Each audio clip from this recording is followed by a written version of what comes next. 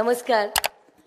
आज आपण सगळेजण ह्या निवडणुकीमध्ये एका ऐतिहासिक लोकसभा निवडणुकीच्या निमित्ताने एकत्र आलेलो आहोत आणि या सभेसाठी देशाच्या आणि आमच्या पक्षाच्या राष्ट्रीय कार्याध्यक्षा आणि ज्यांनी स्वतःच्या कर्तृत्वावर म्हणजे पवार साहेबांची ती मुलगी आहेतच, संबंध महाराष्ट्र आणि देशाला माहिती आहे, पण स्वतःच्या कर्तृत्वावरती ज्यांनी मिरिट खेचून आणून तब्बल 9 वेळा महासंसद राहिल्या त्या सह्याद्रीकरणे आदरणीय सुप्रियाताई, व्यासपीठावर उपस्थित असलेले ज्यांच्या खास आग्रहास्तव मी इथं आले आमचे मार्गदर्शक नेते आदरणीय फाळके तात्या, या ठिकाणी काँग्रेसचे अध्यक्ष आहेत उपस्थित, सर्व उपस्थित मान्यवर आणि ज्यांच्या प्रचारासाठी मी आले, तुम्हा सगळ्यांचा तुमचा आमचा लाडका उमेदवार, घराघरातला उमेदवार। मगाशी येताना मी फलक पाहिले, शेतकऱ्यांचा कैवारी निलेश लंके, मागे आवाज नाही आला, शेतकऱ्यांचा कैवारी। हा, तर यांच्या प्रचारार्थ येण्याची काका ही माझी दुसरी वेळ आहे। मी विधानसभेला आले होते, उलट तुमच्याच पाया पडा, मी तुमच्या नातीसारखे आहे। मी तुमचं काका कविता ऐकली आणि सुप्रियाताई मोबाईल मध्ये बघत नव्हत्या, त्यांचा कान तुमच्याकडे होता, त्यांचं हृदय तुमच्याकडे होतं। सुप्रियाताई पांडुरंगाच्या भक्तच ह्याच्यामुळे आहेत की तो सगळ्यांचा आहे, 18 पगड जातीचा आहे, साधा आहे, सरळ आहे, भोळा भाबडा आहे। सुप्रियाताईंना पण सारखंच दर्शन देतो आणि या लाल पंचा घेतलेल्या आजोबांना पण सारखंच दर्शन देतो।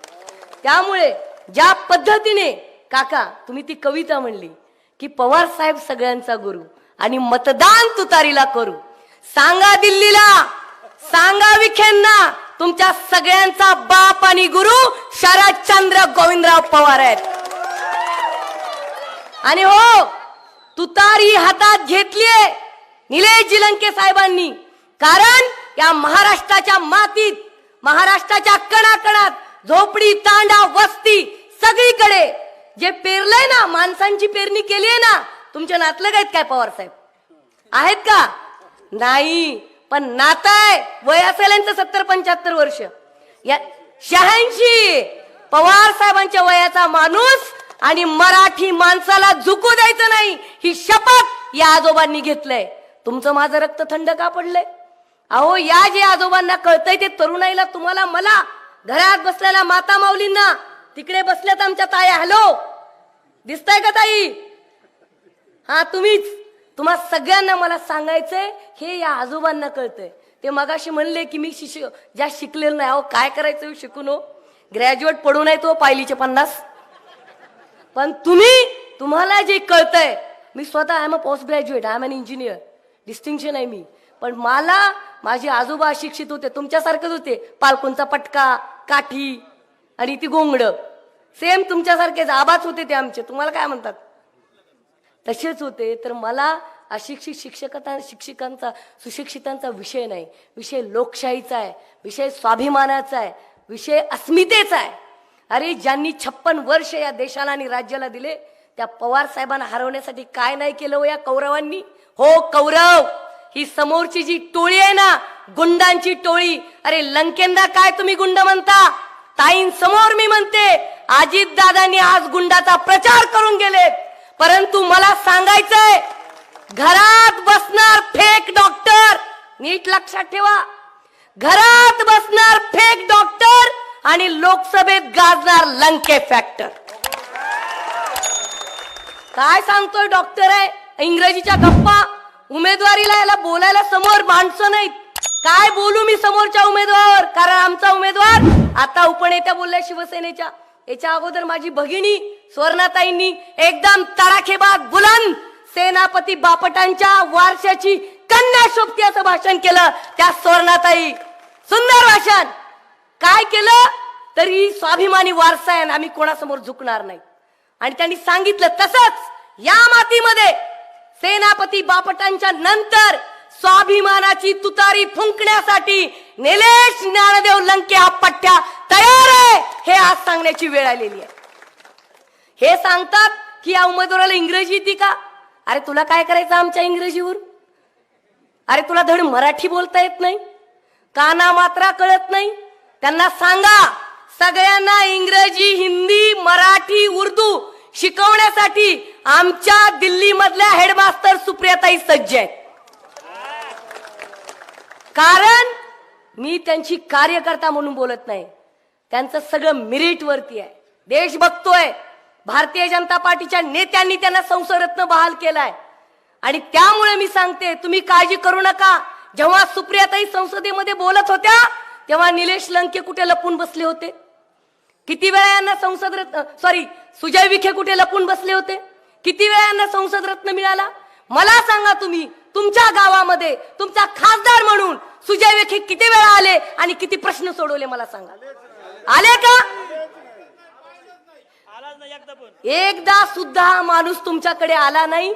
फक्त स्वर्गीय विखे साहेबांचा वारसा सांगायचा. मी एवढ्या मोठ्या घरातला आहे, सहकार मर्शांचा नातू आहे, 100% आम्हाला त्यांचा आदर आहे. पण काका, तुम्ही सगळी मोठी मंडळी आहेत, हे काय चाललंय हो? मोदीकडे बघून मतदान करा, ह्याच्याकडे बघून मतदान करा. महिला वर्ग आहे इथं, पोरगी देताना तुम्ही सासरीची प्रॉपर्टी बघून देता काय? पोराचं कर्तृत्व बघता का नाही? हे म्हणजे असं झालंय, मुलगा बघूच नका, सासरेकडे बघा. असं चालतंय का? सांगा मला तुम्ही. अरे गुणवत्ता काय तुमच्या उमेदवाराची? सुजय विखेंची गुणवत्ता काय? विखे आडनाव सोडलं तर गावात 5 माणसं ओळखणार नाहीत, परंतु अख्खा महाराष्ट्र निलेश लंकेना ओळखतो कोरोनातला डॉक्टर म्हणून.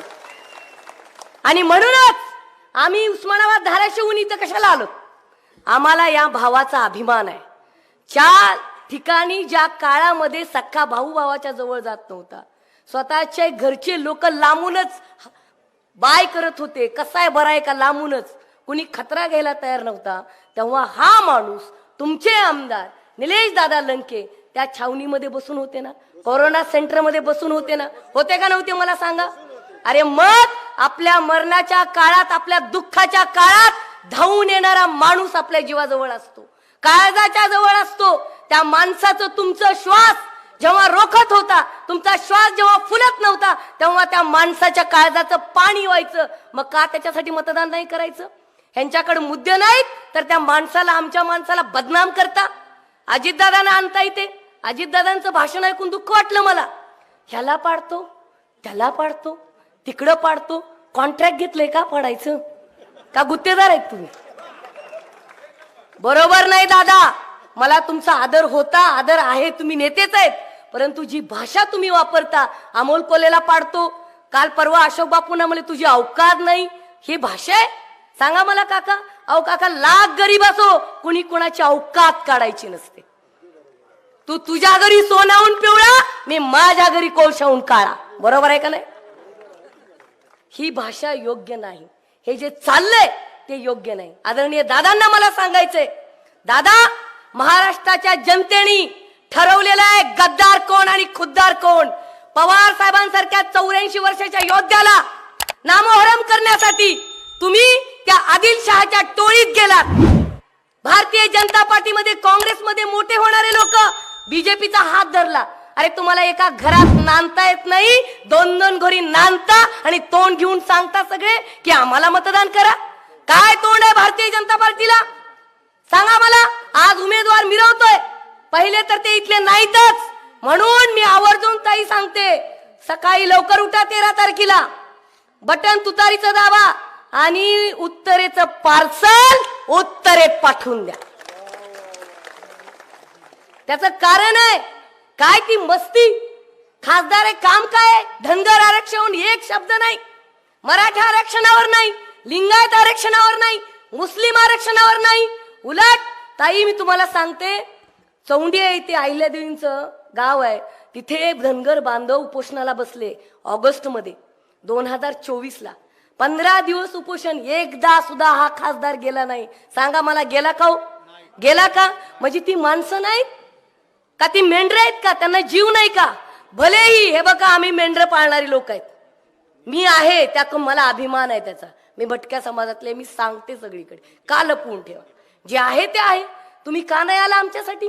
आमचा माणूस माणूस नव्हता? एकदा विचारायला आला नाही काय करायला लागले, काय नाही? 15 दिवस उपोषण केलं, हा पठ्ठ्या एकदा आला नाही. आणि ही माणूस लंके साहेब गेले होते ते मला माहिती आहे, सुजय विखे गेले नाही.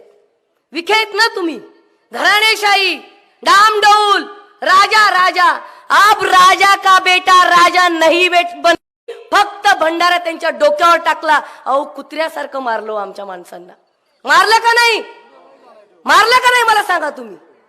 अहो इतकं त्यांच्या बॉडीगार्डनी तुडवलं. ह्याचं उत्तर 13 तारखेला मतदानातून कळेल की आम्ही काय करू शकतो. अजिबात चालणार नाही. काय गुन्हा केला नव्हता. अहो आदरणीय पवार साहेबांचा आदर्श घ्या. एवढं काम करून दररोज आरोप. पवार साहेब कोणाला उत्तर देतात? खरी लोकशाही या देशात आणि महाराष्ट्रात कोण जपत आणि जोपातच असेल तर the one and only tiger Sharad Govindrao Pawar आहेत. 84 वर्षाचे असताना लढतायत. आम्ही का लढतोय त्यांच्यासोबत? नाही मी त्यांच्या रक्ताच्या नात्यातली, नाही मी त्यांची नात, नाही मी त्यांची पुतणी, परंतु छत्रपती शिवरायांच्या 18 पगड जाती जसं छत्रपती शिवरायांसोबत होत्या त्यांची हिरकणी म्हणून आम्ही सगळेजण पवार साहेबांसोबत आहेत. आणि आम्ही ठरवलंय आजोबा, पवार साहेबांची मान आम्ही झुकू देणार नाहीत. का झुकू द्यायची? अरे ज्या विद्यापीठात मी शिकले, डॉक्टर बाबासाहेब मराठवाडा विद्यापीठ, त्या विद्यापीठाला डॉक्टर बाबासाहेबांचं नाव सह्याद्री महाराष्ट्राचा नेता पवार साहेबांनी दिलेलं आहे. हे आम्ही नाही विसरू शकत. पवार साहेब फक्त तरुणांना भाषणात म्हणत नाहीत पुरोगामी विचार, ते जगलेत पुरोगामी विचार. एक पोस्ट ग्रॅज्युएट स्टुडंट म्हणून मी तुमच्या समोर, एक विद्यार्थिनी म्हणून पण सांगते, उगीच ब्लाइंडली अंधभक्त म्हणून फॉलो करत नाही. जेव्हा मंडल आयोग व्हीपी सिंगांनी या देशात लागू केला तेव्हा देशामध्ये पहिलं राज्य होतं इथं लागू करायला ओबीसी मंडल आयोग. त्याचं मुख्यमंत्र्याचं नाव शरद पवार होतं. कसं काय विसरू शकता? आणि कुणीतरी मोदी येतात, क्या किया है, कुणीतरी अमित शहा, आदिल शहा सारखा येतो, नक्ता आठवा. आणि येऊन परत काय? अहो ते गुंडासारखेच दिसतात. उगी ताई आहेत म्हणून जास्त बोलत नाही. ताईंना आवडत नाही भाषा, मी माफी मागते इथंच, परंतु तुम्हाला समजेल असं बोलावं लागेल ना. बघा तुम्ही सांगताय, मी तर नाही म्हणत, तुम्ही सांगताय. अक्षरशः ते गुंड वाटतात. तो म्हणत नाही गृहमंत्री आहेत पण लोकांना ते गुंड वाटतात. आणि ते पवार साहेबाला येऊन म्हणतात क्या किया. त्यांना सांगितलं पाहिजे 1.5 दिवसात आणि कोलं उसातल्यानू जिथं तुम्ही उभारता ना तिथली सगळी माती छातीला लावून लढणारा पैलवान शरद पवार आहेत. तुम्हाला कधी चितपट करतील ते कळेलच 4 जूनला. आणि ताईंसाठी सुद्धा मला अभिमान वाटतो. बारामती यावेळेस मतदारसंघ सोपा नव्हता. सगळे पळून गेले, सगळे पळून. अरे घरचे सुद्धा स्वतःचे ज्या दादांनी उभं केलं ते दादा त्यांच्या सोबत ताई वाढल्या, पण ताईंनी कधी आप घसरू दिला नाही. महिला वर्ग आहे ते, मला त्यांच्याकडून शिकायला मिळालं, कारण मी यंग आहे, अजून तरुण आहे. त्यामुळे मला शिकायला काय मिळालं सांगते, संस्कार. एवढा भावानी त्रास दिला, एवढा भारतीय जनता पार्टीने त्रास दिला, कधीही दादांचं बद्दल वाईट शब्द नाही, पण लढल्या ना. परंतु ताईने हे पण सांगितलं, माझ्या वडिलांचं आणि आईचा आब नाही राखला जाल तर याद राखा गाठ सुप्रिया सदानंद सुरेश आहे. ऐकलंय का तुम्ही महिलांनो? कारण हा महाराष्ट्र मासाहेब जिजाऊ सावित्री अहिल्याचा आहे, रमाईचा आहे, झाशीवाल्या राणीचा आहे. ज्या ठिकाणी मासाहेब जिजाऊंचे वडील लखोजी जाधव जेव्हा शिवाजी राजांच्या मागे लागले होते तेव्हा मासाहेबांनी म्हणलेला इतिहास आहे, मी खोटं बोलत नाही, यू कॅन रीड, तुम्ही वाचू शकता, की चोयकी असाल म्हणून काय झालं, परंतु अंगावर याल तर शिंगावर घेण्याची ताकद माझ्या शिवमामध्ये आहे. आणि जेव्हा राघोबा दादा पेशवे नावाचा पेशवा अहिल्यादेवींचा पती वारले, सासरे वारले म्हणून स्वारी केली, तेव्हा अहिल्यादेवींनी सांगितलंय माळवा प्रांतात याद राखा वेस वलांडल तर अहिल्याशी गाठ आहे.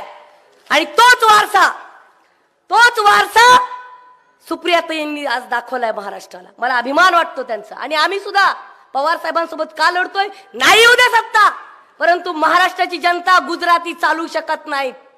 या देशात या राज्यामध्ये आम्ही पवार साहेबांना हरताना बघू शकत नाही. आणि म्हणूनच येत्या 13 तारखेला तुतारी वाजवायचे. सुप्रियाताईंचा नारा होता की रामकृष्ण हरी वाजवा तुतारी.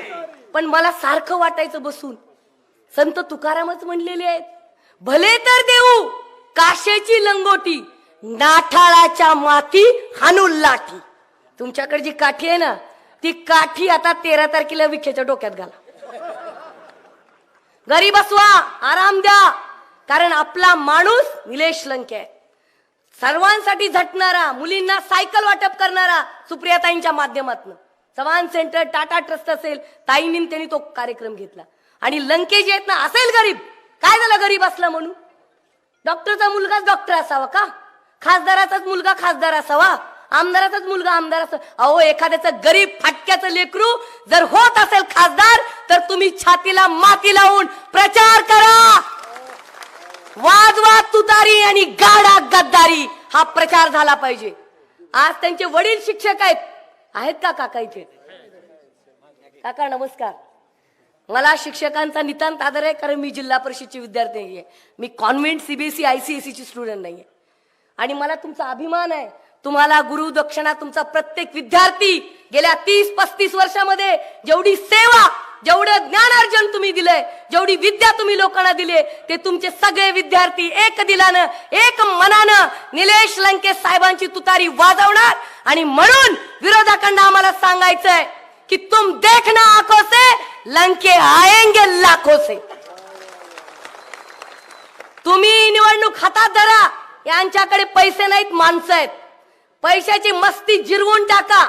आणि ती इंग्रजीवाला आहे ना पोरगा, त्याला स्पोकन मराठीचे क्लास लावा. आधी मराठी शिक म्हणा. जास्त बोलत नाही, आदरणीय ताईंना बोलायचंय.